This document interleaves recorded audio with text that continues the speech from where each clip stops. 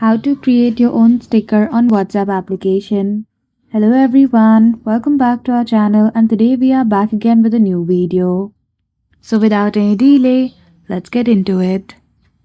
For that, firstly open WhatsApp application, then go to any one of the conversation, click on sticker at the bottom right corner and click on create.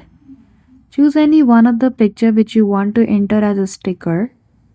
After that, click on the first original version, edit its size. At the top you can see pen option. Simply click on it and you can draw random stickers. Then click on done. You can also add any text if you want or add any emoji. After that you can simply click on send and the sticker will be sent. So that's it. I hope you found this video helpful. If you did, don't forget to give it a thumbs up and subscribe to our channel for such tutorial. Thank you for watching till the end.